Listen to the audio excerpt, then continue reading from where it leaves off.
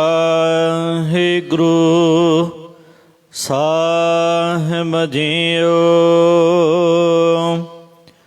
ਬਾਣੀ ਸਦਨੇ ਕੀ ਰਾਗ ਬਿਲਾਵਲ, ਏਕੋ ਓੰਕਾਰ ਸਤਿਗੁਰ ਪ੍ਰਸਾਦ।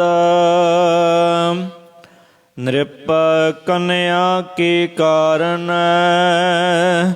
ਇਕ ਭਇਆ ਭੇਖ ਧਾਰੀ। ਕਾਮਾਰਥੀ ਸੁਆਰਥੀ, ਵਾਕੀ ਪੈਜ ਸਵਾਰੀ। ਨ੍ਰਿਪ ਕੰਨਿਆ ਕੇ ਕਾਰਨ। ਵਾਹਿਗੁਰੂ ਜੀ ਕਾ ਖਾਲਸਾ, ਵਾਹਿਗੁਰੂ ਜੀ ਕੀ ਫਤਿਹ। ਕੋਟ ਬ੍ਰਹਮੰਡਾਂ ਦੇ ਮਾਲਕ, ਜੁਗੋ ਜੋਗੀ ਅਟਲ ਸ਼ਬਦਾ ਅਵਤਾਰ, ਦਸਾਂ ਪਾਤਸ਼ਾਹੀਆਂ ਦੀ ਆਤਮਿਕ ਜੋਤ, ਧੰਨ ਧੰਨ ਸਤਿਗੁਰੂ ਸ੍ਰੀ ਗੁਰੂ ਗ੍ਰੰਥ ਸਾਹਿਬ ਸੱਚੇ ਪਾਤਸ਼ਾਹ ਜੀ ਮਹਾਰਾਜ ਜੀ ਦੀ ਪਵਿੱਤਰ ਪਾਵਨ ਹਜ਼ੂਰੀ ਦੇ ਵਿੱਚ ਜੁੜ ਮਿਲ ਬੈਠੀ ਗੁਰੂ ਰੂਪ ਗੁਰੂ ਖਾਲਸਾ ਸਤ ਸੰਗਤ ਜੀਓ। ਆਓ ਬੜੇ ਪਿਆਰ ਯਾਰ ਸਤਿਕਾਰ ਦੇ ਨਾਲ ਅੰਮ੍ਰਿਤ ਬਾਣੀ ਹਰ ਹਰ ਤੇਰੀ, ਸੁਣ ਸੁਣ ਹੋਵੇ ਪਰਮ ਗਤ ਮੇਰੀ। ਜਲਨ ਬੁਝੀ ਸੀਤਲ ਹੋਏ ਮਨੁਆ, ਸਤਿਗੁਰ ਕਾ ਦਰਸ਼ਨ ਪਾਏ ਜੀਓ। ਸਤਿਗੁਰਾਂ ਦੀ ਪਵਿੱਤਰ ਅੰਮ੍ਰਿਤ ਬਾਣੀ ਦੀ ਕਥਾ ਵਿਚਾਰ ਵਿਆਖਿਆ, ਸੋ ਸਰਵਣ ਕਰਕੇ ਲਾਹ ਪ੍ਰਾਪਤ ਕਰੋ ਜੀ। ਰਸਨਾ ਦੀ ਪਵਿੱਤਰਤਾ ਲਈ ਇੱਕ ਵਾਰ ਉਚਾਰਨ ਕਰੋ, ਸਤਿਨਾਮ ਸ੍ਰੀ ਵਾਹਿਗੁਰੂ ਜੀ। ਸਤਿਨਾਮ ਸ੍ਰੀ ਵਾਹਿਗੁਰੂ ਸਾਹਿਬ ਜੀਓ। ਬਾਣੀ ਸਦਨੇ ਕੀ। ਇਹ ਸਦਨਾ ਭਗਤ ਜੀ ਦੀ ਬਾਣੀ ਧੰਨ ਸਤਿਗੁਰੂ ਅਰਜਨ ਦੇਵ ਜੀ ਸਾਹਿਬ ਮਹਾਰਾਜ ਭਾਈ ਗੁਰਦਾਸ ਜੀ ਦੇ ਪਾਸੋਂ ਬਿਲਾਵਲ ਰਾਗ ਦੇ ਅੰਤ ਵਿੱਚ ਦਰਜ ਕਰਵਾ ਰਹੇ ਹਨ। ਰਾਗ ਬਿਲਾਵਲ। ਬਿਲਾਵਲ ਰਾਗ ਦੇ ਵਿੱਚ ਭਗਤ ਸਦਨਾ ਜੀ ਦੀ ਬਾਣੀ ਲਿਖਵਾ ਰਹੇ ਨੇ। ਏਕੋ ਓੰਕਾਰ। ਇੱਕ ਅਦੁੱਤੀ ਪਰਮੇਸ਼ਰ ਓੰਕਾਰ ਸਰਬ ਦਾ ਪ੍ਰਕਾਸ਼ਕ ਸਤਿਗੁਰ ਪ੍ਰਸਾਦ। ਜੋ ਕਿ ਸਤਿਗੁਰਾਂ ਦੀ ਕਿਰਪਾ ਬਖਸ਼ਿਸ਼ ਦਾ ਸਦਕਾ ਪ੍ਰਾਪਤ ਹੁੰਦਾ ਹੈ। ਨ੍ਰਿਪ ਕੰਨਿਆ ਕੇ ਕਾਰਨ। ਸਾਧ ਸੰਗਤ ਜੀਓ, ਇਹ ਜੋ ਪਾਵਨ ਸ਼ਬਦ ਹੈ ਭਗਤ ਸਦਨਾ ਜੀ ਨੇ ਉਸ ਵਕਤ ਉਚਾਰਿਆ ਜਦ ਕਿ ਉਹਨਾਂ ਨੂੰ ਨੀਂਦ ਦੇ ਵਿੱਚ ਚਿਣਿਆ ਜਾ ਰਿਹਾ ਸੀ। ਤੇ ਵਾਹਿਗੁਰੂ ਜੀ ਦੇ ਚਰਨਾਂ 'ਚ ਭਗਤ ਸਦਨਾ ਜੀ ਨੇ ਬੇਨਤੀ ਕੀਤੀ ਕਿ ਹੇ ਸੱਚੇ ਪਾਤਸ਼ਾਹ, ਹੇ ਵਾਹਿਗੁਰੂ, ਕਿਰਪਾ ਕਰੋ, ਮੇਰੀ ਰੱਖਿਆ ਕਰੋ। ਤਾਂ ਆਕਾਸ਼ਬਾਣੀ ਦੁਆਰਾ ਵਾਹਿਗੁਰੂ ਜੀ ਨੇ ਆਖਿਆ ਕਿ ਸਦਨਾ ਜੀ, ਤੇਰਾ ਕੋਈ ਪਿਛਲੇ ਜਨਮ ਦਾ ਕਰਮ ਐਸਾ ਹੈ, ਤੂੰ ਨੀਂਦ ਦੇ ਵਿੱਚ ਚਿਣ ਕੇ ਖਤਮ ਹੋਣਾ ਹੈ, ਮਰਨਾ ਹੈ, ਤੇ ਤੂੰ ਮਰ ਜਾ। ਮਰੇ ਤੋਂ ਬਾਅਦ ਮੈਂ ਤੈਨੂੰ ਮੁਕਤ ਕਰ ਦੇਵਾਂਗਾ। ਕਹਿੰਦਾ ਵਾਹ ਬਈ ਵਾਹ ਮਹਾਰਾਜ, ਮੈਂ ਤਾਂ ਮਰ ਗਿਆ, ਤਰਲੇ ਮਾਰਦਾ ਦੁਨੀਆ ਦੇ ਭਾਣੇ, ਤਾਂ ਮੈਂ ਫਿਰ ਐਵੇਂ ਹੀ ਗਲਤੀ ਵਾਲਾ ਹੋਇਆ, ਗੁਨਾਹਗਾਰ ਹੋ ਗਿਆ। ਸੰਸਾਰ ਨੂੰ ਕਿਵੇਂ ਪਤਾ ਲੱਗੂਗਾ ਜੇ ਦੁਨੀਆ ਦੇ ਸਾਹਮਣੇ ਭਗਤ ਰੋਂਦਾ ਮਰ ਗਿਆ, ਤਾਂ ਫਿਰ ਕੋਈ ਨਾਮ ਕਿਵੇਂ ਜਪੂਗਾ ਦੱਸੋ। ਲੋਕ ਕਹਿਣਗੇ ਵੀ ਮਹਾਰਾਜ ਰੱਖਿਆ ਤਾਂ ਕਰਦਾ ਕੋਈ ਨਹੀਂ। ਇਸ ਸ਼ਬਦ ਦੇ ਵਿੱਚ ਭਗਤ ਜੀ ਨੇ ਉਦਾਹਰਨਾਂ ਦਿੱਤੀਆਂ ਨੇ ਕਿ ਬੰਦਾ ਡੁੱਬ ਕੇ ਮਰ ਗਿਆ, ਮੁੜ ਕੇ ਭਾਵੇਂ ਜਹਾਜ਼ ਭਜਾਈ ਫਿਰੋ, ਮਰਨ ਵਾਲਾ ਤਾਂ ਮਰ ਗਿਆ, ਲਾਸ਼ ਨੇ ਤਾਂ ਮੁੜ ਕੇ ਤਾਰੀ ਪੈਣਾ। ਆਨੰਦ ਤਾਂ ਹੈ ਜੇ ਡੁੱਬਦੇ ਬੰਦੇ ਨੂੰ ਬਚਾਓ, ਮੁੜ ਕੇ ਭਾਵੇਂ 1000 ਬੇੜੀ ਉਹਦੇ ਲੈ ਕੇ ਦੁਆਲੇ ਤੁਰੇ ਫਿਰੋ, ਫਿਰ ਤਾਂ ਕੋਈ ਫਾਇਦਾ ਨਹੀਂ। ਤੋ ਇਸ ਤਰ੍ਹਾਂ ਮੂਏ ਹੋਏ ਜੋ ਮੁਕਤ ਦੇ ਹੋ ਕੇ ਮੁਕਤ ਨਾ ਜਾਣੈ ਕੋਇਲਾ, ਮਰੇ ਤੋਂ ਬਾਅਦ ਮੁਕਤੀ ਦੇ ਦਿੱਤੀ ਤਾਂ ਕੌਣ ਜਾਣੂਗਾ ਕਿ ਸਧਨਾ ਜਾਂ ਨਾਮ ਦੇ ਮੁਕਤ ਹੋਇਆ। ਰਾਮਦੇਵ ਨੇ ਵੀ ਰੋਂਦਿਆਂ ਆਖਿਆ ਸੀ, ਮਹਾਰਾਜ ਵੀ ਇਹਨਾਂ ਪੰਡਤਾਂ ਨੇ ਮੈਨੂੰ ਧੱਕੇ ਮਾਰ ਕੇ ਮੰਦਿਰ ਚੋਂ ਬਾਹਰ ਕੱਢਿਆ, ਜੇ ਤੂੰ ਕਹੇ ਵੀ ਅਸੀਂ ਰੋਂਦੇ ਰਹੀਏ, ਇਸ ਤਰ੍ਹਾਂ ਦਾ ਗੱਲ ਬਣਦੀ ਕੋਈ ਨਹੀਂ। ਰੋਣ ਧੋਣ ਦੇ ਵਿੱਚ ਸਾਡੀ ਜ਼ਿੰਦਗੀ ਲੰਘ ਜਾਏ, ਇਸ ਤਰ੍ਹਾਂ ਮਰ ਮੁਰ ਜਾਈਏ, ਅਤੇ ਲੋਕ ਤਾਂ ਇਹੀ ਕਹਿਣਗੇ ਕਿ ਭਗਤ ਰੋਂਦੇ ਮਰ ਗਏ। ਆਨੰਦ ਤਾਂ ਹੈ ਵੀ ਹੁਣ ਇਹਨਾਂ ਪੰਡਤਾਂ ਨੂੰ ਦਿਖਾ। ਫਿਰ ਮਹਾਰਾਜ ਨੇ ਦੇਹਰਾ ਫੇਰਿਆ, ਫੇਰ ਦੀਆ ਦੇਹਰਾ ਨਾਮੇ ਕੋ ਪੰਡੀਅਨ ਕੋ ਪਿਛਵਾਰ ਲੈ। ਤੋ ਇੰਝ ਸਾਧ ਸੰਗਤ ਜੀਓ, ਇਹ ਭਗਤਾਂ ਦਾ ਪਿਆਰ ਹੈ ਵਾਹਿਗੁਰੂ ਜੀ ਦੇ ਨਾਲ। ਹੋਇਆ ਇੰਝ, ਭਗਤ ਸਧਨਾ ਜੀ ਕਸਾਈ ਸੀਗੇ, ਬੱਕਰੀਆਂ ਨੂੰ ਵੱਢ ਟੁੱਕ ਕੇ ਉਹਨਾਂ ਦਾ ਮਾਸ ਵੇਚਣ ਦਾ ਕੰਮ ਕਰਦੇ ਸੀ। ਰਹਿੰਦੇ ਸੀ ਸਿੰਧ ਹੈਦਰਾਬਾਦ ਦੇ ਇਲਾਕੇ ਸੇਵਾਨ ਨਾਮੇ ਨਗਰ 'ਚ, ਸੱਖਰ ਭਖਰ ਦੇ ਕੋਲ ਰੋੜੀ ਕੋਲ ਨਿਵਾਸ ਕਰਦੇ ਸੀ। ਕਿਉਂਕਿ ਪਰਮਾਤਮਾ ਵੱਲੋਂ ਜਨਮ ਹੀ ਕਸਾਈਆਂ ਦੇ ਘਰ ਦਾ ਸੀ, ਜਿਹੜੇ ਬੱਕਰੇ ਨੂੰ ਕੋਹ ਕੇ ਮਾਸ ਵੇਚਣ ਦਾ ਕੰਮ ਕਰਦੇ। ਸਿਪਾਹੀ ਇੱਕ ਜਿਹੜਾ ਸੀ ਸਰਕਾਰੀ ਬੰਦਾ ਡੇਲੀ, ਉਹ ਇਹਨਾਂ ਦੇ ਕੋਲ ਮਾਸ ਲੈ ਕੇ ਜਾਂਦਾ ਸੀਗਾ। ਅਤੇ ਜਦ ਇੱਕ ਦਿਨ ਆਇਆ ਅਤੇ ਇਹਨਾਂ ਨੇ ਸਾਰਾ ਮਾਸ ਵੇਚ ਦਿੱਤਾ। ਉਹਨੇ ਆਖਿਆ ਵੀ ਮੈਂ ਤਾਂ ਡੇਲੀ ਦਾ ਗਾਹਕ, ਹੁਣ ਮੈਨੂੰ ਜਿੱਥੋਂ ਮਰਜ਼ੀ ਲਿਆ ਕੇ ਦੇ, ਜੀ ਅੱਜ ਤੂੰ ਮੈਨੂੰ ਮਾਸ ਨਾ ਦਿੱਤਾ ਮੈਂ ਕਿਸੇ ਹੋਰ ਦਾ ਗਾਹਕ ਬਣ ਜਾਵਾਂਗਾ, ਫਿਰ ਰੋਜ਼ ਦਾ ਮੈਂ ਤਾਂ ਉੱਥੋਂ ਹੀ ਲਾਂਗਾ। ਭਗਤ ਜੀ ਨੇ ਸੋਚਿਆ ਕਿ ਕੱਲ੍ਹ ਇਕਾਦਸ਼ੀ ਦਾ ਵਰਤ ਲੋਕਾਂ ਨੇ ਰੱਖਣਾ ਹੈ, ਅੱਜ ਦਸਵੀਂ ਹੈ, ਜੇ ਪੂਰੇ ਦਾ ਪੂਰਾ ਬੱਕਰਾ ਵੱਢਿਆ, ਗਰਮੀ ਬਹੁਤੀ ਹੈ, ਮਾਸ ਬੁੱਸ ਜਾਏਗਾ, ਖਰਾਬ ਹੋ ਜਾਏਗਾ। ਇੰਝ ਕਰਦਾ ਮੈਂ ਕੁਛ ਅੰਗ ਉਹਦੇ ਕੱਟ ਕੇ ਦੇ ਦਿੰਦਾ। ਛੁਰੀ ਲੈ ਕੇ ਉਹਦੇ ਗੁਪਤ ਅੰਗਾਂ ਦੀ ਜਦ ਚਲਾਉਣ ਲੱਗਾ ਤਾਂ ਵੈਸੇ ਬੱਕਰਾ ਨਾ ਬੋਲਦਾ ਨਾ ਹੱਸਦਾ ਹੈ, ਪਰ ਸਿਆਣਿਆਂ ਦਾ ਕਹਿਣਾ ਕਿ ਜਦ ਬੰਦੇ ਦੇ ਕਰਮ ਤੇਜ਼ ਹੁੰਦੇ ਨੇ ਤਾਂ ਕੰਧਾਂ ਵੀ ਬੋਲਦੀਆਂ ਨੇ। ਜਿਵੇਂ ਕੰਧਾਂ ਬੋਲਦੀਆਂ ਨਹੀਂ, ਪਰ ਲੋਕਾਂ ਦੀ ਕਹਾਵਤ ਹੈ ਵੀ ਕੰਧਾਂ ਵੀ ਬੋਲ ਕੇ ਸਮਝਾਉਂਦੀਆਂ ਨੇ ਵੀ ਬੰਦਿਆ ਇਹ ਭਲਿਆ ਪੁਰਸ਼ਾ ਕੰਮ ਤੂੰ ਨਾ ਕਰ, ਆਹ ਕੰਮ ਮਾੜਾ ਹੈ। ਸਮਝ ਲਓ ਵੀ ਰੱਬ ਹੀ ਬੋਲਿਆ। ਹੁਣ 60 ਵੀ ਤਾਂ ਉਹੀ ਬੁਲਾ ਰਿਹਾ, ਜਿਉਂ ਬੁਲਾਵੇ ਤਿਉਂ ਬੋਲੇ ਸੁਆਮੀ, ਅਤੇ ਬੱਕਰੇ 'ਚ ਵੀ ਉਹ ਬੋਲ ਸਕਦਾ ਹੈ, ਮਹਾਰਾਜ ਕੁਛ ਵੀ ਕਰ ਸਕਦਾ। ਸਾਧ ਸੰਗਤ ਜੀਓ, ਪਹਿਲਾਂ ਤਾਂ ਬੱਕਰਾ ਹੱਸਿਆ, ਸਮਝ ਲਓ ਵੀ ਰੱਬ ਹੀ ਹੱਸਿਆ। ਸਧਨੇ ਦੇ ਕਰਮ ਦੇਖ ਕੇ ਕਹਿਣ ਲੱਗਾ ਵੀ ਹੱਸਦਾ ਕਿਉਂ ਪਿਆ ਹੋਏ। ਉਹ ਮੁੜ ਕੇ ਬੋਲਿਆ, ਕਹਿੰਦਾ ਕੋਈ ਨਹੀਂ ਕੋਈ ਨਹੀਂ, ਤੂੰ ਆਪਦਾ ਕੰਮ ਕਰ, ਤੂੰ ਮੈਥੋਂ ਕੀ ਲੈਣਾ। ਕਹਿੰਦਾ ਨਹੀਂ ਦੱਸ। ਕਹਿੰਦਾ ਕਈ ਜਨਮਾਂ ਦਾ ਆਪਣਾ ਲੈਣ ਦੇਣ ਹੈ, ਕਈ ਜਨਮਾਂ 'ਚ ਤੂੰ ਬੱਕਰਾ ਬਣਿਆ, ਕਈ ਜਨਮਾਂ 'ਚ ਮੈਂ ਬਣਿਆ, ਇੱਕ ਦੂਜੇ ਨੂੰ ਆਪਾਂ ਵੱਢ ਕੱਟ ਕੇ ਵੇਚਦੇ ਆਏ ਹਾਂ, ਅੱਜ ਨਵੀਂ ਭਾਜੀ ਚੜ੍ਹਨ ਲੱਗਾ ਮਿੱਤਰਾ, ਭਾਵੇਂ 2.5 ਛੁਰੀਆਂ ਫੇਰ ਕੇ ਫਿਰ ਵੀ ਮਿੰਟਾਂ ਸਕਿੰਟਾਂ 'ਚ ਜਾਨ ਤਾਂ ਨਿਕਲ ਜਾਂਦੀ ਹੈ, ਪਰ ਤੂੰ ਮੈਨੂੰ ਤੜਫਾਏਂਗਾ ਇੱਕ ਦਿਨ ਪੂਰਾ।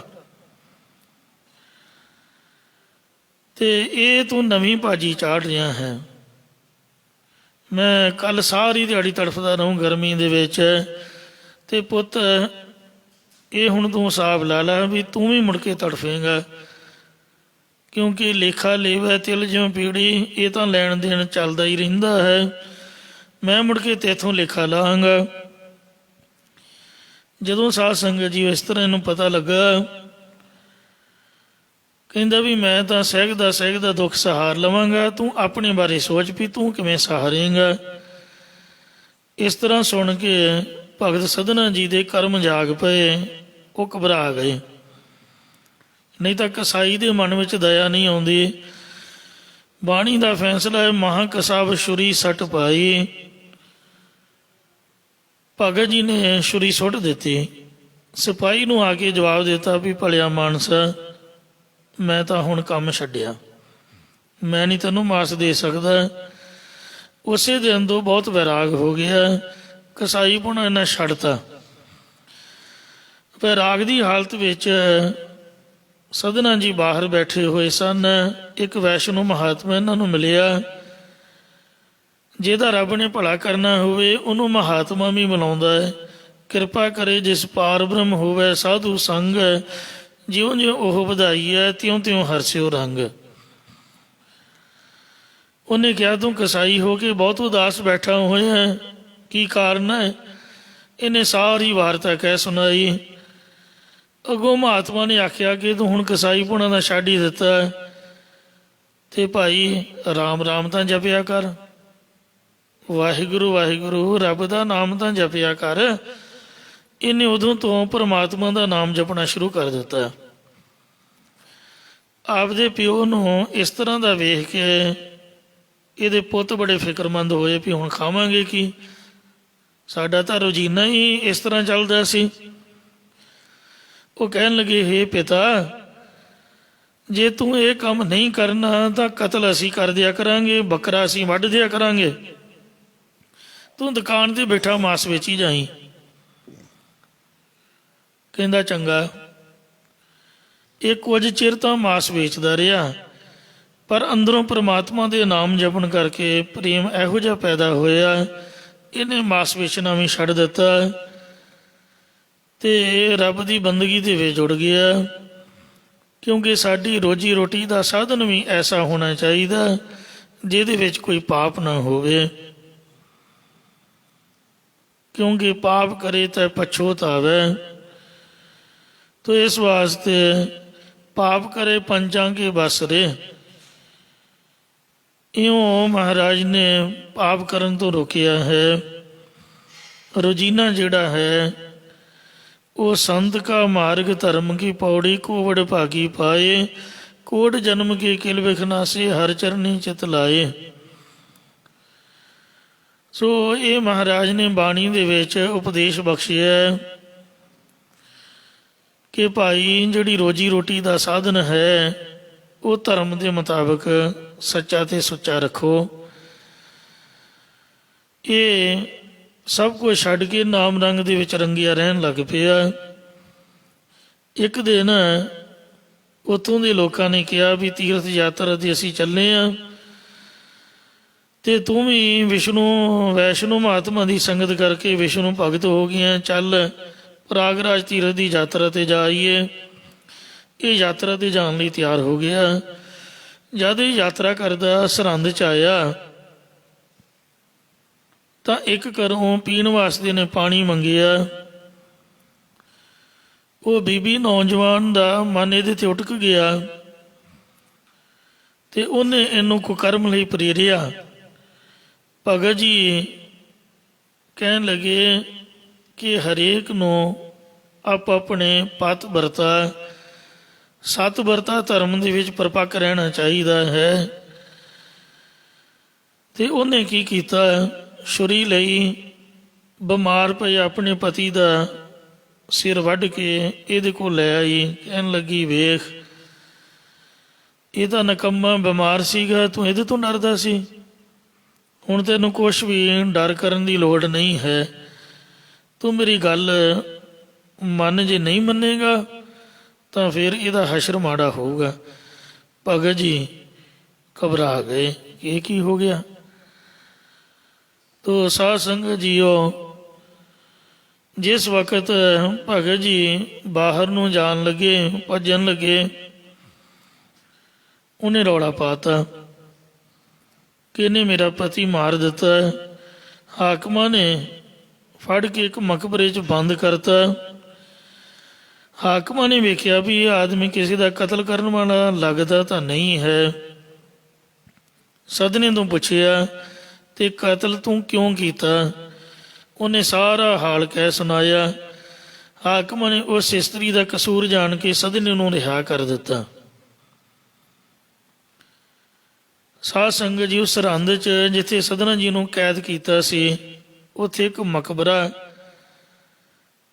ਉਹ ਬਣਿਆ ਹੋਇਆ ਅਜੇ ਤੱਕ ਵੀ, ਜਿੱਥੇ ਅਕਾਲੀ ਲਹਿਰ ਦੇ ਵੇਲੇ ਸਿੰਘਾਂ ਨੇ 7100 ਅਖੰਡ ਪਾਠ ਸਾਹਿਬ ਕੀਤਾ ਸੀ। ਤੇ ਇੰਜ ਵੀ ਪਹਿਲਾਂ ਮੈਂ ਸੁਣਿਆ ਕਿ ਇੱਥੇ ਹੀ ਉਹਨਾਂ ਨੂੰ ਜਦ ਨੀਂਹ ਵਿੱਚ ਚਿਣਨ ਦਾ ਹੁਕਮ ਦਿੱਤਾ ਤੇ ਉਹ ਨੀਂਹ ਡਿੱਗ ਪਈ। ਵਾਹਿਗੁਰੂ ਦੀ ਕਿਰਪਾ ਨਾਲ ਕੰਧ ਡਿੱਗਣ ਤੋਂ ਇੱਟਾਂ ਉੱਡ ਕੇ ਹਾਕਮਾਂ ਨੂੰ ਵੱਜੀਆਂ ਤੇ ਉਹਨਾਂ ਨੇ ਇਹ ਵੇਖਿਆ ਕਿ ਇਹ ਬੰਦਾ ਕੋਈ ਤਾਕਤ ਵਾਲਾ ਰੱਬ ਦਾ ਭਗਤ ਜਾਪਦਾ। ਉਹਨਾਂ ਨੇ ਉਸ ਜਨਾਨੀ ਦਾ ਕਸੂਰ ਜਾਣ ਕੇ ਉਹਨੂੰ ਨੀਚ ਚਿਣ ਦਿੱਤਾ। ਪਰ ਸੋ ਇੱਥੇ ਇਹੀ ਜ਼ਿਕਰ ਆ ਰਿਹਾ ਹੈ ਕਿ ਉੱਥੇ ਸਰਹੰਦ ਤੋਂ ਤਾਂ ਛੁੱਟ ਗਏ ਤੇ ਉਹ ਇਸਤਰੀ ਦਾ ਕਸੂਰ ਜਾਣ ਕੇ ਇਹਨਾਂ ਨੂੰ ਰਿਹਾ ਕਰ ਦਿੱਤਾ। ਇੱਥੋਂ ਰਿਹਾ ਹੋ ਕੇ ਸਧਨਾ ਜੀ ਅੱਗੇ ਪ੍ਰਾਗਰਾਜ ਨੂੰ ਤੁਰ ਪਏ। ਰਾਹ ਦੇ ਵਿੱਚ ਇਹਨਾਂ ਦਾ ਤੇਜ ਪ੍ਰਤਾਪ ਵੇਖ ਕੇ ਬਹੁਤ ਲੋਕ ਝੁਕਣ ਲੱਗ ਪਏ। ਉੱਥੋਂ ਦੇ ਕਾਜ਼ੀਆਂ ਤੇ ਬ੍ਰਾਹਮਣਾਂ ਨੇ ਵੇਖ ਕੇ ਸਧਨਾ ਭਗਤ ਜੀ ਨਾਲ ਬਹੁਤ ਈਰਖਾ ਕੀਤੀ। ਉਸ ਵੇਲੇ ਸਲੀਮ ਸ਼ਾਹ ਬਾਦਸ਼ਾਹ ਦਾ ਰਾਜ ਸੀਗਾ। ਨਾਮਦੇਵ ਜੀ ਦੇ ਵੇਲੇ ਵੀ ਤੇ ਇਹਨਾਂ ਦੇ ਵੇਲੇ ਵੀ ਸਲੀਮ ਸ਼ਾਹ ਰਾਜ ਕਰਦਾ ਸੀ। ਇਹ ਪ੍ਰਾਗਰਾਜ ਦੇ ਵਿੱਚ ਦਰਿਆ ਦੇ ਪਾਸ ਕਿਲੇ ਦੀ ਕੰਧ ਉਸਾਰਿਆ ਸੀ ਸਲੀਮ ਸ਼ਾਹ। ਜੋ ਕੰਧ ਡਿੱਗ ਪੈਂਦੀ ਸੀ, ਉਹ ਸਲੀਮ ਸ਼ਾਹ ਨੇ ਪੁੱਛਿਆ ਵੀ ਕੰਧ ਕਿਸ ਤਰ੍ਹਾਂ ਉਸਰੇਗੀ। ਤਦੋਂ ਕਾਜ਼ੀਆਂ ਤੇ ਬ੍ਰਾਹਮਣਾਂ ਨੇ ਕਿਹਾ ਕੰਧ ਬਲੀ ਮੰਗਦੀ ਹੈ। ਰਾਜੇ ਨੇ ਪੁੱਛਿਆ ਕਿਸ ਦੀ ਬਲੀ ਦੇਣੀ ਪਏਗੀ। ਉਹਨਾਂ ਸਧਨੇ ਦਾ ਨਾਂ ਲੈ ਤਾ। ਕਿਸ ਤਰ੍ਹਾਂ ਦਾ ਬੰਦਾ ਹੋਵੇ, ਰੱਬ ਦੀ ਬੰਦਗੀ ਕਰਦਾ ਹੋਵੇ, ਚੰਗਾ ਇਨਸਾਨ ਹੋਵੇ, ਕਸਾਈਪੁਣਾ ਉਹਨੇ ਛੱਡਿਆ ਹੋਵੇ, ਵੈਸ਼ਨੂਪੁਣਾ ਧਾਰਨ ਕੀਤਾ ਹੋਵੇ, ਰੱਬ ਦਾ ਭਗਤ ਸਦਾਉਂਦਾ ਹੋਵੇ, ਨਾਮ ਹੋਵੇ ਸਧਨਾ, ਇਹੋ ਜਿਹੇ ਆਦਮੀ ਨੂੰ ਪਕੜ ਕੇ ਕੰਜ ਖੜਾ ਕਰਕੇ ਬਲੀ ਦੇਵੋ। ਰਾਜੇ ਨੇ ਢੰਡੋਰਾ ਫਰਾਤਾ। ਉਸ ਵੇਲੇ ਇਹ ਯਾਤਰਾ ਕਰ ਰਹੇ ਸੀ। ਸਿਪਾਹੀਆਂ ਫੜ ਕੇ ਰਾਜੇ ਦੇ ਪੇਸ਼ ਕੀਤਾ। ਬਿਨਾਂ ਕੋਈ ਗੱਲਬਾਤ ਕੀਤਿਆਂ ਰਾਜੇ ਨੇ ਸਧਨਾ ਜੀ ਨੂੰ ਫੜ ਕੇ ਨੀਚ ਖੜਾ ਕਰਤਾ। ਉਸ ਵੇਲੇ ਭਗਤ ਜੀ ਨੇ ਅਤਿਅੰਤ ਹੀ ਨਿਮਰਤਾ ਦੇ ਸਹਿਤ ਹੋ ਕੇ ਵਾਹਿਗੁਰੂ ਜੀ ਦੇ ਸਨਮੁਖੇ ਪਾਵਨ ਸ਼ਬਦ ਉਚਾਰੇ ਆ। ਕੀ ਕਹਿ ਰਹੇ ਨੇ? ਪਿਆਰ ਨਾਲ ਸੁਣੋ ਜੀ। ਨ੍ਰਿਪ ਕਨਿਆ ਕੇ ਕਾਰਨ। ਹੇ ਪਰਮੇਸ਼ਰ, ਇੱਕ ਰਾਜਾ ਮੋਰ ਧਵਜ ਹੋਇਆ, ਮੋਰ ਧਵਜ ਰਾਜਾ। ਉਸ ਦੀ ਕੰਨਿਆ ਇੱਕ ਲੜਕੀ ਸੀਗੀ। ਉਹਦੇ ਨਾਲ ਵਿਆਹ ਕਰਾਉਣ ਵਾਸਤੇ ਏਕਾ ਭਇਆ ਭੇਖ ਤਾਰੀ। ਇੱਕ ਭੇਖ ਧਾਰਨ ਵਾਲਾ ਪਖੰਡੀ ਵਿਸ਼ਨੂੰ ਬਣਿਆ। ਵਿਸ਼ਨੂੰ ਦਾ ਰੂਪ ਉਹਨੇ ਧਾਰਨ ਕਰ ਲਿਆ। ਕਾਮਰਥੀ ਸਵਾਰਥੀ। ਜੋ ਕਿ ਕਾਮ ਵਾਸ਼ਨਾ ਦੇ ਅਧੀਨ ਸੀਗਾ, ਜਾਂ ਕਾਮਰਥੀ ਮੰਦ ਵਾਸ਼ਨਾ ਦਾ ਮੰਗਤਾ ਸੀ, ਭਾਵ ਕਾਮੀ ਪੁਰਖ ਸੀਗਾ। ਵਾਗੀ ਪੈਜ ਸਵਾਰੀ। ਤੇ ਸਵਾਰਥੀ ਨਿਜ ਪ੍ਰਯੋਜਨੀ, ਭਾਵ ਆਪਣਾ ਮਤਲਬ ਪੂਰਾ ਕਰਨ ਵਾਲਾ ਸੀਗਾ। ਇਹ ਵਾਹਿਗੁਰੂ ਤੂੰ ਉਸ ਕਾਮੀ ਪੁਰਖ ਦੀ ਵੀ ਇੱਜ਼ਤ ਸਵਾਰਨਾ ਕੀਤੀ ਸੀ। ਹੁਣ ਕਈ ਜੋ ਪ੍ਰੇਮੀ ਨੇ ਕਾਲਜਾਂ ਵਿੱਚ ਪੜ੍ਹੇ ਲਿਖੇ, ਉਹ ਕਹਿੰਦੇ ਕਿ ਗੁਰਬਾਣੀ ਦੇ ਵਿੱਚ ਸਾਖੀਆਂ ਨਾ ਸੁਣਾਓ, ਕਹਾਣੀਆਂ ਨਾ ਪਾਓ। ਉਹ ਹੋਰ ਹੀ ਨਸ਼ਰਦਕਪੁਣੇ ਦੀਆਂ ਬਾਤਾਂ ਮਾਰਦੇ ਨੇ। ਇਹੋ ਜਿਹੀ ਕਹਾਣੀਆਂ, ਇਹ ਕਹਾਣੀਆਂ ਆਮ ਸਟੋਰੀਆਂ ਥੋੜ੍ਹੋ ਨੇ। ਇਹ ਸੰਤਾਂ ਭਗਤਾਂ ਦੀਆਂ, ਵਾਹਿਗੁਰੂ ਜੀ ਦੀਆਂ ਕਥਾ ਕਹਾਣੀਆਂ ਪੜ੍ਹਨ ਦੇ ਨਾਲ ਹੀ ਤਾਂ ਜਿਹੜੇ ਬੱਚੇ ਨੇ ਉਹਨਾਂ ਦੇ ਮਨ 'ਚ ਉਤਸ਼ਾਹ ਹੁੰਦਾ ਹੈ।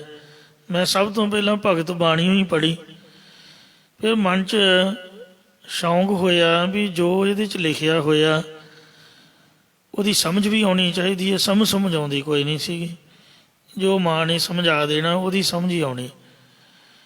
ਇਹ ਸੋਚਿਆ ਵੀ ਇਹਦਾ ਕੋਈ ਅਰਥ ਜਾਂ ਕੋਈ ਸਾਖੀ। ਉਹ ਫਿਰ ਭਗਤਮਾਲ ਗ੍ਰੰਥ ਮਿਲਿਆ, ਸਾਰੀਆਂ ਸਾਖੀਆਂ ਇੱਕ ਦੋ ਵਾਰ ਚੰਗੀ ਤਰ੍ਹਾਂ ਪੜ੍ਹੀਆਂ। ਤੋ ਇਸ ਲਈ ਇਹ ਸਾਖੀਆਂ ਪੜ੍ਹਨ ਤੇ ਸੁਣਨ ਤੋਂ ਮਨ 'ਚ ਉਤਸ਼ਾਹ ਆਉਂਦਾ ਹੈ। ਇਹ ਕੋਈ ਬੁਰੀ ਬਾਤ ਨਹੀਂ ਹੈ। ਜੇ ਸੰਤਾਂ ਭਗਤਾਂ ਦੀਆਂ ਸਾਖੀਆਂ ਕਥਾ ਕਹਾਣੀਆਂ ਆਪਾਂ ਗੁਰੂ ਘਰ ਨਹੀਂ ਸੁਣਨੀਆਂ ਸੁਣਾਉਣੀਆਂ ਤਾਂ ਦੱਸੋ, ਘਰਾਂ ਬਾਹਰਾਂ 'ਚ ਜਿੱਥੇ ਵੀ ਬੈਠਾਂਗੇ ਉੱਥੇ ਤਾਂ ਨਿੰਦਿਆ ਚੁਗਲੀ ਦੀਆਂ ਬਾਤਾਂ ਮਾਰੀ ਦੀਆਂ। ਇਹੀ ਇੱਕ ਜਗ੍ਹਾ ਹੈ ਜਿੱਥੇ ਧਰਮ ਦੀ ਗੱਲ ਹੁੰਦੀ ਹੈ। ਗੁਰੂ ਸਾਹਿਬ ਨੇ ਉਦਾਹਰਨਾਂ ਦੇ ਕੇ ਤੇ ਸਾਡੇ ਮਨ 'ਚ ਉਤਸ਼ਾਹ ਪੈਦਾ ਕੀਤਾ ਕਿ ਵੇਖ ਲਓ, ਪਰਮਾਤਮਾ ਦਾ ਜੋ ਨਾਮ ਜਪਦਾ ਉਹਦੇ ਲੜ ਲੱਗਦਾ ਇੱਕ ਕਸਾਈ ਬੰਦਾ ਵੇਖ ਲਓ, ਉਹ ਭਗਤ ਬਣ ਗਿਆ। ਤੇ ਫਿਰ ਉਹਨੇ ਬੇਨਤੀ ਕੀਤੀ ਤਾਂ ਮਹਾਰਾਜ ਨੇ ਉਹਦੀ ਰੱਖਿਆ ਕੀਤੀ। ਜੇ ਹੁਣ ਇਹ ਸਾਖੀ ਨਹੀਂ ਸੁਣਾਵਾਂਗੇ, ਇਹ ਗੱਲ ਸਪਸ਼ਟ ਨਹੀਂ ਹੋਊਗੀ ਕਿ ਉਹ ਰਾਜੇ ਦੀ ਲੜਕੀ ਲਈ ਕਿਵੇਂ ਪਖੰਡ ਕਰਿਆ, ਕਿਸੇ ਨੇ ਕਿਵੇਂ ਵਿਸ਼ਨੂੰ ਦਾ ਰੂਪ ਧਾਰਿਆ ਤੇ ਉਹਦੀ ਇੱਜ਼ਤ ਕਿਵੇਂ ਸਵਾਰੀ। ਥੋੜ੍ਹਾ ਬਹੁਤਾ ਤਾਂ ਹੁਣ ਆਪਾਂ ਨੂੰ ਵਿਆਖਿਆ ਵਿਚਾਰਨੀ ਪਊਗੀ। ਇਹ ਦ੍ਰਿਸ਼ਟਾਂਤ ਤੇ ਪ੍ਰਮਾਣ ਅਨੇਕਾਂ ਹੀ ਜਗ੍ਹਾ ਤੇ ਗੁਰੂ ਸਾਹਿਬਾਂ ਨੇ ਆਪ ਵੀ ਦਿੱਤੇ ਨੇ। ਸਤਿਗੁਰੂ ਅਰਜਨ ਦੇਵ ਜੀ ਨੇ ਬਸੰਤ ਰਾਗ ਦੀ ਅਸ਼ਟਪਦੀ ਵਿੱਚ ਲਿਖਿਆ, ਸੁਣ ਸਾਖੀ ਮਨ ਜਪ ਪਿਆਰ, ਗੱਜ ਕੇ ਆਖੋ ਸਤਿਨਾਮ ਸ੍ਰੀ ਵਾਹਿਗੁਰੂ। ਸਾਖੀ ਜਿਹੜੀ ਹੋਣੀ ਚਾਹੀਦੀ ਹੈ ਉਹ ਇਤਿਹਾਸ ਵਿੱਚੋਂ ਸੰਤਾਂ ਭਗਤਾਂ ਦੀ ਰੀਅਲ ਸਟੋਰੀ ਹੋਣੀ ਚਾਹੀਦੀ ਹੈ। ਕੋਈ ਝੂਠੀ ਮਨ ਘੜਤ ਕੋਈ ਚੁਟਕਲਾ ਨਹੀਂ ਹੋਣਾ ਚਾਹੀਦਾ। ਜੇ ਗੁਰਮਤਿ ਮੁਤਾਬਕ ਆਪਾਂ ਸਾਖੀ ਸੁਣਾਵਾਂਗੇ, ਸਾਡੇ ਇੱਕ ਗਿਆਨੀ ਮਣੀ ਸਿੰਘ ਜੀ ਟਕਸਾਲ ਦੇ ਹੋਏ ਨੇ, ਜੋ ਸੱਚਖੰਡ ਹਰਿਮੰਦਰ ਸਾਹਿਬ ਦੇ ਹੈੱਡ ਗ੍ਰੰਥੀ ਹੋਏ। ਉਹਨੇ ਇੱਕ ਕਿਤਾਬ ਲਿਖੀ ਹੈ ਗੁਰਮਤਿ ਸਾਖੀ ਸਾਗਰ, ਬੜੀ ਸੋਹਣੀ ਕਿਤਾਬ ਹੈ। ਮੇਰੇ ਮਨ ਦਾ ਸ਼ੌਂਕ ਹੁੰਦਾ ਸੀ ਰਾਗੀ ਵੀ ਉਹ ਸੁਣਨਾ, ਬਲਵਿੰਦਰ ਸੋਹਣੀ ਰੰਗੀਲੇ, ਜਿਨ੍ਹਾਂ ਦਾ ਰੰਗੀਲਾ ਤਖੱਲਸ ਹੈ, ਇੰਨੀ ਸੁੰਦਰ ਸਾਖੀ ਸੁਣਾਉਂਦੇ। ਇਹਨਾਂ ਦੀ ਕਸ਼ਟ ਲੈਣੀ, ਵਿਆਖਿਆ ਬੜੀ ਸੋਹਣੀ ਕਰਦੇ। ਜੋ ਸੱਚਖੰਡ ਗਮਨ ਕਰ ਗਏ ਜਗਾਦਰੀ ਵਾਲੇ ਮਹਾਂਪੁਰਖ, ਮੈਂ ਤਾਂ ਸੰਤ ਮਹਾਂਪੁਰਖ ਹੀ ਕਹੂੰਗਾ, ਸੋ ਜਿਹੜੇ ਬਹੁਤ ਪਿਆਰ ਦੇ ਨਾਲ ਨਾਨਕਸਰ ਸਾਹਿਬ ਵਾਲੇ ਮਹਾਂਪੁਰਖਾਂ ਦੇ ਸ਼ਰਧਾਲੂ ਸੀਗੇ ਜਗਾਦਰੀ ਵਾਲੇ। ਸੋ ਉਹ ਰਾਗੀ, ਹੁਣ ਉਹਨਾਂ ਦਾ ਨਾਮ ਮੈਨੂੰ ਇੱਕਦਮ ਯਾਦ ਨਹੀਂ ਆ ਰਿਹਾ, ਉਹ ਬਹੁਤ ਸੁੰਦਰ ਬੜੇ ਪਿਆਰ ਦੇ ਨਾਲ ਵਿਆਖਿਆ ਕਰਦੇ। ਤੋ ਇੰਝ ਵਿਆਖਿਆ ਤੋਂ, ਸਾਖੀ ਤੋਂ, ਸਮਝ ਆਉਣ ਤੋਂ ਨਾਮ ਜਪਣ ਦਾ ਪਿਆਰ ਪੈਦਾ ਹੁੰਦਾ। ਸਤਿਗੁਰੂ ਅਰਜਨ ਦੇਵ ਮਹਾਰਾਜ ਕਹਿੰਦੇ ਭਾਈ ਸਾਖੀ ਸੁਣਿਆ ਕਰੋ। ਸ਼ਾਮ ਦੀ ਕਥਾ ਦੇ ਵਿੱਚ ਕੇਵਲ ਸਾਖੀ ਹੀ ਹੁੰਦੀ ਹੈ। ਸੁਣ ਸਾਖੀ ਮਨ ਜਪ ਪਿਆਰ, ਅਜਾਮਲ ਉਧਰਿਆ ਕਹਿ ਏਕ ਬਾਰ। ਅਜਾਮਲ ਨੇ ਇੱਕੋ ਵਾਰੀ ਰਾਮ ਨਾਮ ਵਾਹਿਗੁਰੂ ਆਖਿਆ ਅੰਤ ਦੇ ਵਕਤ, ਤੇ ਵੇਖੋ ਸੰਸਾਰ ਸਮੁੰਦਰ ਤੋਂ ਪਾਰ ਉਤਰ ਗਿਆ। ਬਾਲਮੀਕਾ ਹੁਆ ਸਾਧ ਸੰਗ, ਧਰੂ ਕੋ ਮਿਲਿਆ ਹਰ ਨਿਸੰਗ। ਇਹ ਸਾਰੇ ਸ਼ਬਦ ਦੇ ਵਿੱਚ ਪੂਰੀ ਦੀ ਪੂਰੀ ਅਸ਼ਟਪਦੀ ਭਗਤਾਂ ਦੀ ਹੈ।